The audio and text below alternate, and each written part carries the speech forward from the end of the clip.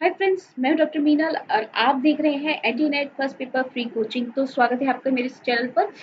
हम आज के हमारे वीडियो का टॉपिक रहेगा नेशनल एजुकेशन पॉलिसी, जो कि आई है 2020 में। बहुत ही इंपॉर्टेंट टॉपिक है और हायर एजुकेशन वाले यूनिट में इस टॉपिक से सवाल पूछे जाने की संभावना बहुत ही ज़्यादा है, क्योंकि ये लेटेस्ट अपडेट है और काफ़ी कुछ चेंजेस किए गए हैं। हमारी जो एजुकेशन पॉलिसी है उसमें मेजर चेंजेस किए गए हैं।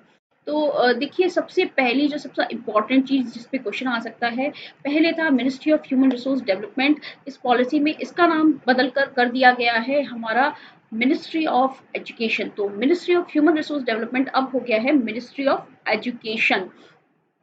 उसके बाद अब हम बात करें एजुकेशन पॉलिसी की। तो देखिए, हम पहले जो कुछ पढ़ते आए हैं उसमें सबसे इम्पोर्टेंट चीज़ कोठारी कमीशन हम पढ़ते हैं, जो कि 1964 में आया था और 1977 में जो है इम्प्लीमेंट किया गया था 10+2+3 सिस्टम।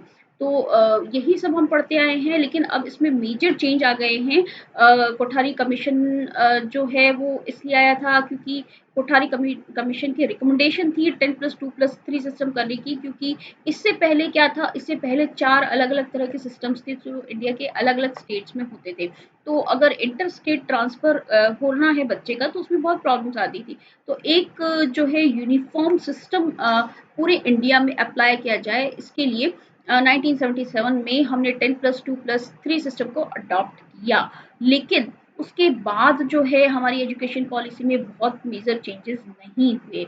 तो ये जो मैं बता रही हूँ, तो कोठारी कमीशन की बात कर रही हूँ। तो ये जो चेंजेस हुए लगभग 1968 की बात है और 77 में जो है वो इम्प्लीमेंट हुआ था। उसके बाद 1986 और 1992 में भी हालांकि एजुकेशन पॉलिसीज आई थी, लेकिन कोई भी बहुत बड़ा चेंज उसमें नहीं था। अब जब 2020 में एजुकेशन पॉलिसी आई है, जिसे कि 2022 तक इम्प्लीमेंट किए जाने की बात की जा रही है, तो इसमें बहुत सारे चेंजेस किए गए हैं और बहुत बड़े-बड़े मेजर चेंजेस किए गए हैं। तो इसलिए टॉपिक बहुत इम्पोर्टेंट है एग्ज़ाम पॉइंट ऑफ व्यू से। देखिए, इसमें क्या-क्या चेंजेस किए गए हैं। सबसे पहले तो इम्पोर्टेंट चीज़ जो के कस्तूरी रंगन है, हमारे फॉर्मर इसरो चीफ जो हैं, वो इस एजुकेशन पॉलिसी के प्रेज़िडेंट रहे हैं, अध्यक्ष रहे हैं। ये बात आपको याद रखने की है। उसके बाद सबसे पहले जो हमारा 10+2 का सिस्टम है उसे चेंज कर दिया गया और अब इसे ब्रेक करके क्या कर दिया गया है, इसे ब्रेक करके कर दिया है 5+3+3+4। यानी कि जब आपने एजुकेशन आपकी स्टार्ट की, तो उसके बाद सीधे जो 10th है, 10th लेवल पे जाकर आपका एक जो है वैल्यूएशन होता था, आपकी जो नॉलेज को है चेक किया जाता था। लेकिन अब उसे हमने पार्ट्स में डिवाइड कर दिया है 5+3+3+4। और हर एक जो स्टेज है वहाँ पर क्या किस तरह की चीज़ें पढ़ाई जानी है, वो सारी चीज़ें इस एजुकेशन पॉलिसी में बताई गई हैं कि कहाँ किस लेवल की नॉलेज किस लेवल तक दी जानी चाहिए। हालाँकि हम उसे अभी यहाँ डिटेल में डिस्कस नहीं करेंगे, क्योंकि एग्ज़ाम पॉइंट ऑफ व्यू से ये इम्पोर्टेंट नहीं है। तो 5+3+3+4 में ऐसा है कि सबसे पहले 2 इयर्स जो है हमारे वो आंगनवाड़ी या 3 इयर्स जो है हमारे आंगनवाड़ी, या जिसे हम कहते हैं प्ले स्कूल जैसा जो होता है, वहाँ पर बच्चे बच्चे गुजारेंगे। उसके बाद उसमें जो 2 इयर्स जो है क्लास 1 एंड क्लास 2 है। तो क्लास 2 तक हमारा जो है ये 5 ईयर वाला पार्ट चलेगा। उसके बाद 2 के बाद 3, 4, 5 5th तक हमारा जो है वो 3 इयर्स चलेगा।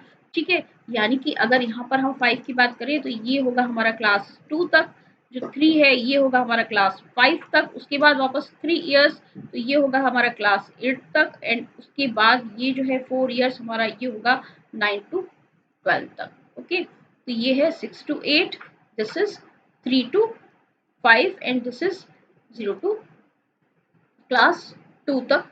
ये इस तरह से इसको डिवाइड किया गया है। उसके बाद एक और भी दूसरी चीज़, जैसे एग्ज़ाम है जो पहले साल में एक बार ही होते थे, ये एग्ज़ाम में हर लेवल पे बात कर रही हूँ, चाहे आपका स्कूल लेवल है, चाहे आपका ग्रेजुएशन लेवल है, पीजी लेवल है। तो आप भी कई प्रोफेशनल कोर्सेज हैं जहाँ सेमेस्टर सिस्टम से एग्ज़ाम होते हैं, लेकिन कई जगह वो साल में एक बार ही होते हैं। तो ये एक यूनिफॉर्म सिस्टम लागू कर दिया जाएगा कि जो एग्ज़ाम है वो साल में 2 बार होंगे, यानी कि सेमेस्टर सिस्टम हर एक कोर्स में अप्लाई होगा। हर 6 महीने से एग्ज़ाम होंगे। तो ऐसा नहीं है कि पूरे साल का जो है आप एक एग्ज़ाम के लिए रट लें और रट्टाफिकेशन के द्वारा आप एग्ज़ाम पास कर लें, तो ये नहीं होगा। साल में 2 बार आपको पढ़ाई करनी पड़ेगी। उसके बाद देखिए मीडियम ऑफ इंस्ट्रक्शन जो है वो उसमें होम लैंग्वेज है उसको प्रायोरिटी दी जाएगी, क्योंकि अभी तक क्या होता था कि पहले जो बच्चा, अगर छोटा बच्चा है स्कूल आता है तो पहले उसे लैंग्वेज सिखाई जाती है। अगर आप इंग्लिश मीडियम के हैं या आप कोई लोकल लैंग्वेज बोलते हैं तो सबसे पहले लैंग्वेज सिखाई जाती थी, फिर दूसरी चीज़ों को सिखाया जाता था, तो उसमें टाइम निकल जाता था। अब यहाँ पर इस पॉलिसी में ये कहा गया है कि जो आपकी होम लैंग्वेज है, जो आपकी लोकल लैंग्वेज है, उसको इंस्ट्रक्शंस के लिए उसको जो है प्राथमिकता या प्रायोरिटी दी जाएगी। साथ ही साथ ओपन स्कूल और ऑनलाइन लर्निंग जो है उसको भी बढ़ावा दिया जाएगा।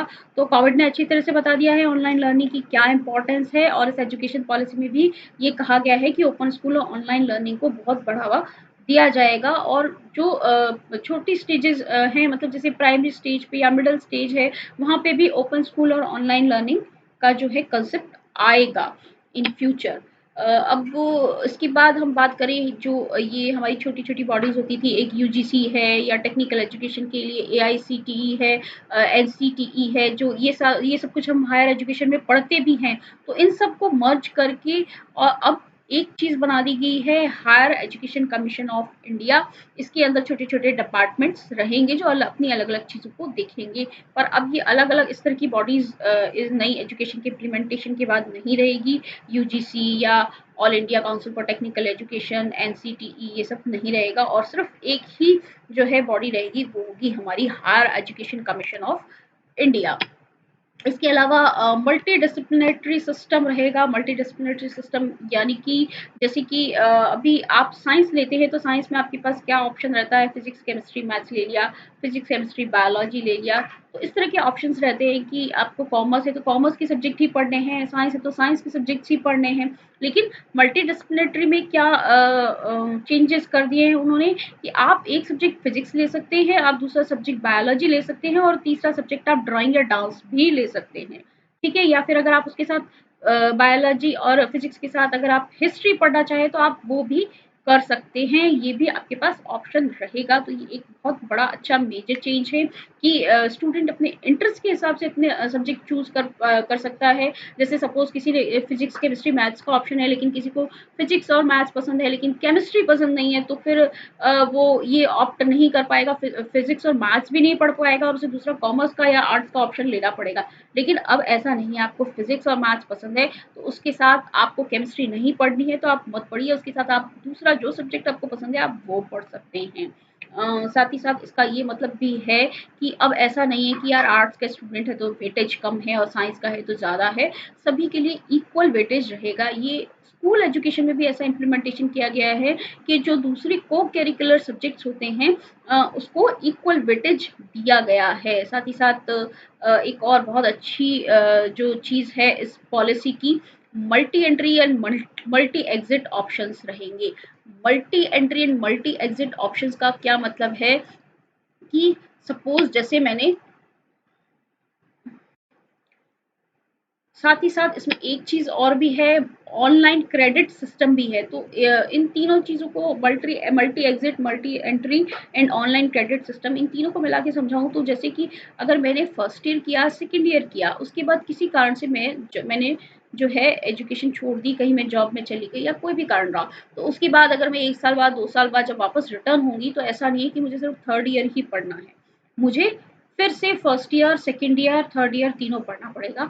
ये अभी की जो एजुकेशन पॉलिसी है उस हिसाब से ऐसा होता है। लेकिन जब ये नई एजुकेशन पॉलिसी आ जाएगी तो आपने फर्स्ट ईयर किया, सेकंड ईयर किया, अब आपका मन नहीं है पढ़ने का, आपसे नहीं हो रहा है, आपको जॉब करना है, आप सेकंड ईयर तक छोड़िए, आप जॉब के लिए चले जाइए। ठीक है? 2 साल बाद आपको फिर से मन हुआ पढ़ने का, आप आइए और आपको फिर से थर्ड ईयर में एडमिशन मिलेगा, आपको फर्स्ट ईयर और सेकंड ईयर नहीं देना पड़ेगा। ठीक है? साथ ही साथ ऐसा नहीं है कि आपने जिस कॉलेज से सेकंड ईयर और फर्स्ट ईयर किया वहीं पे आपको एडमिशन लेना पड़ेगा। अगर आपको मल्टी एंट्री सिस्टम है, दैट मीन्स कि आपने ये कहीं और से किया, सपोज मैंने ये हैदराबाद के किसी कॉलेज से किया और अब मैं जोधपुर आ गई हूँ, मुझे थर्ड ईयर करना है, तो मैं जोधपुर के किसी कॉलेज में, किसी यूनिवर्सिटी में भी एडमिशन ले सकती हूँ। कैसे ले सकती हूँ? क्योंकि हमारा यहाँ पे अप्लाई रहेगा ऑनलाइन क्रेडिट सिस्टम। तो आप अगर फर्स्ट ईयर करते हैं तो उसके कुछ आपको क्रेडिट्स मिलेंगे, कुछ नंबर्स मिलेंगे जो कि ऑनलाइन सिस्टम होगा, उसमें आपके ऐड हो जाएंगे। सेकेंड ईयर के आपको जो क्रेडिट्स मिलेंगे वो उसमें ऐड हो जाएंगे और उन क्रेडिट्स के बेस पे ही आपको थर्ड ईयर में फिर एडमिशन मिलेगा। साथ ही साथ अगर आपने सिर्फ फर्स्ट ईयर किया है, अभी तो ऐसा होता है कि आपने ग्रेजुएशन में एडमिशन लिया, सिर्फ फर्स्ट ईयर किया, तो दैट मीन्स फर्स्ट ईयर करके छोड़ दिया तो आपको वो 1 साल तो बर्बाद हो जाता है, आपको उसके लिए कोई डिग्री नहीं मिलती। लेकिन नई एजुकेशन पॉलिसी में ये कहा गया है कि अगर आपने फर्स्ट ईयर किया है तो आपको सर्टिफिकेट देंगे, ठीक है। और अगर आपने सेकेंड ईयर किया है तो आपको डिप्लोमा डिप्लोमा दिया जाएगा। और फिर अगर आपने थर्ड ईयर किया है तो आपको डिग्री दी जाएगी, ठीक है। तो इसका मतलब आपने फर्स्ट ईयर किया है तो उस पर भी आपको कुछ न कुछ ये सर्टिफिकेट, कोर्स का आपको सर्टिफिकेट मिलेगा जो कि वैल्यूएबल रहेगा। तो ये अच्छा है कि अगर आप एक ही साल पढ़ा, आपने 2 ही साल पढ़ा, फिर आगे आप उसको कंटिन्यू नहीं कर पाए, तो ऐसा नहीं है कि आपके वो 1-2 साल वेस्ट हो जाएंगे।